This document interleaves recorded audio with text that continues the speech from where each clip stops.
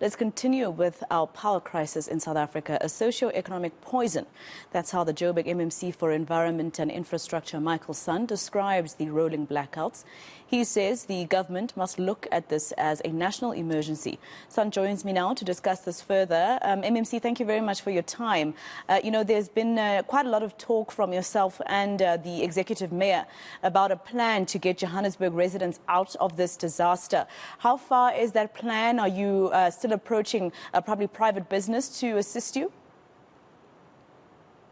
Good day. We in Johannesburg, we are not immune to the load shedding, especially when it's a stage 6. The reality on the ground for the city of Johannesburg is probably a stage 8. Because we are the economic hub of the country and of the continent, a lot of the production hours are lost. So what we did was that in April, we held the first ever energy indaba in the city of Johannesburg. After that, after many months of hard work, we released our first request for proposals, a couple of weeks back, asking the ready and available independent power producers to come to us with their proposals so that when the closing date in February next year on the 10th, we are then able to take all these proposals to the Department of Mineral Resources and say, we've got all these proposals, please give us the go-ahead so we can start to onboard the IPPs in terms of a power purchasing agreement. Then we are able to feed the capacity into our grid to ensure that we probably get to somewhere close as Cape Town, that if there's a stage 4, we're able to bring down Johannesburg to a stage 2 or even a stage 1. So certainly we're very positive there is the proverbial light at the end of our tunnel for Johannesburg. And, when it comes to this solution, I know that maybe asking you timeline is probably too much, but I mean, soon we'll be going for municipal elections again because the national ones are also just in under 18 months' time. So what I'm trying to say is how long will it take for, your led administration to be able to do this for Johannesburg residents? Well, firstly, let me say this was never about politics. It was really about lives and livelihoods. Yeah. We want to share our experiences and learnings with other municipalities.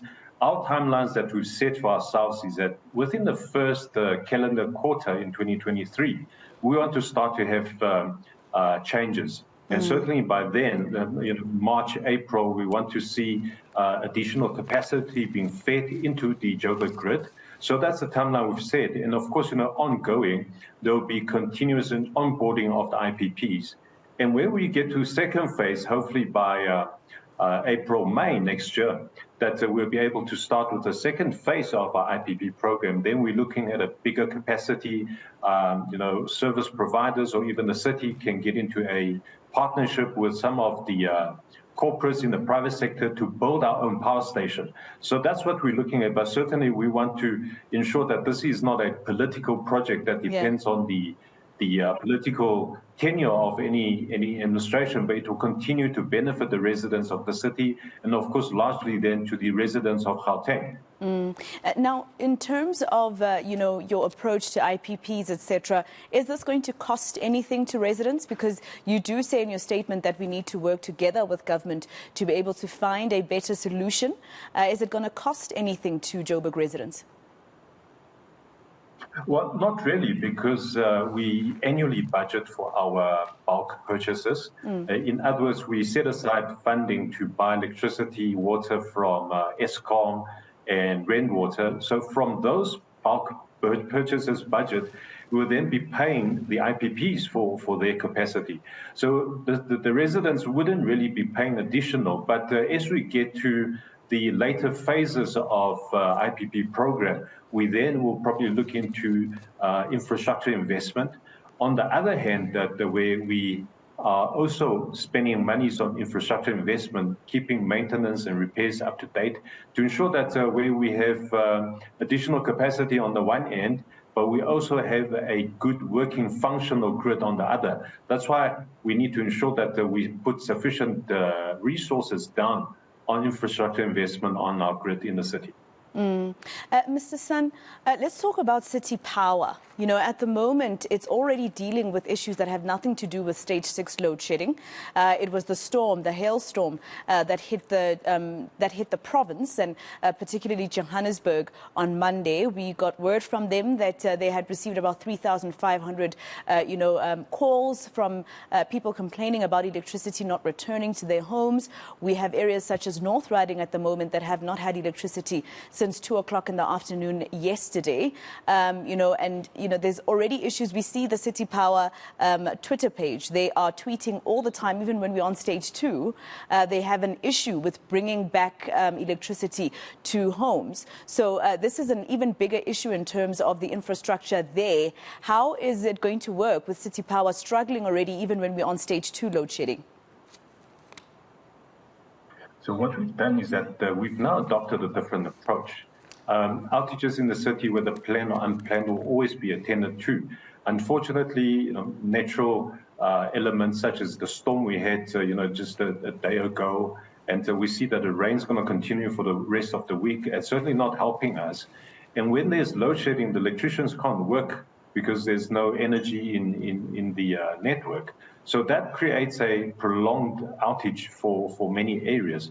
But our City Power CEO, Ms. Mashava, she's on the ground with the senior team as we speak, that it's all hands on deck for us at the City of Johannesburg in City Power, that we're going to get to every single fault.